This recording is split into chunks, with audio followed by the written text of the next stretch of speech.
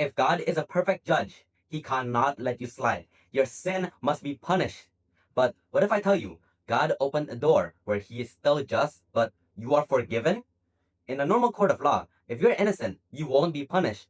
If you're guilty, you will be punished. But in the gospel, even if you're guilty, you are declared righteous. And this is not because God is a bad judge, no, but because God took your punishment through Jesus Christ.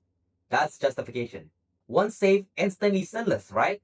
That's not what happens. Because God does not make you righteous first, He declares you righteous.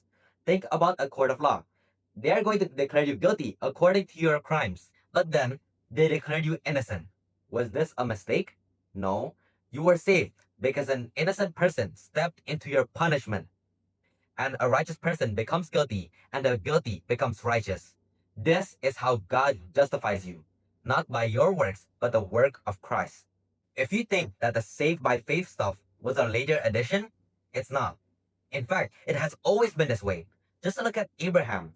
God promised him, and he had faith in God's promise. And Abraham was justified. It was credited to him as righteousness. It's like if Abraham had no money in his bank, right? And God put money in that bank. In the same way, we had no righteousness, but God gave Christ's righteousness into our account. But none of it was from us, it was from God. So give credit only to Him. You say you're saved, but you still feel condemned.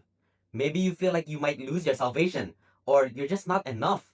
But here's the key, there is no half saved. Either you're declared innocent or guilty, and that verdict is irreversible. Your case is closed. There is now no condemnation for those in Christ Jesus. That is Romans 8, verse 1. So don't be scared of punishment. Be scared of hurting the one who saved you. You can't justify yourself. So, how does God justify you? Let's make it simple. God is just, lawbreakers must be judged. God sees all your crimes clearly, so there is no escaping judgment. We cannot justify ourselves, but here is the radical part. Received by faith, the righteous is declared guilty, and the guilty is declared righteous. Jesus takes our punishment, and we were set free. And it has always been this way, from Abraham to the thief on the cross. It's an irreversible verdict. Your case is closed. There is no condemnation for those in Christ Jesus. This is the picture of God justifying us. You don't stand before God based on your record, but you stand there with Christ's account. God bless.